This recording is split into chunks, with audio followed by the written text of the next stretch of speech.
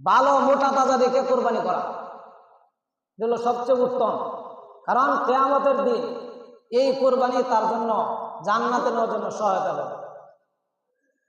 এটা আমরা যারা কোরবানি করব, কোরবানির দিকে সর্বদা এগুলো লক্ষ্য রাখবো। আর আমি কোরবানি করতেছি আল্লাহকে রাজি খুশি করা, দুনিয়ার কোনো মানুষকে খুশি করা না। ইব্রাহিম তার ছেলেকে কোরবানি দিয়েছেন, আর আমি একটা গরু একটা ছাগল কোরবানি করব।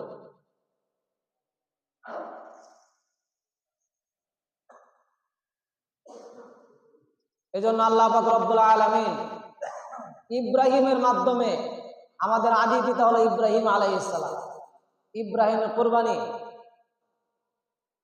ইব্রাহিম আলাইহিস সালামের কোরবানি যদি হিসাব করা হয় কিয়ামত পর্যন্ত যত কোরবানি হবে তার সমতুল্য হিসাবে হবে না। এখানে এই জায়গায় একটা কলম আছে খাতার মধ্যে। আমরা যারা বাড়িতে আছে এখনো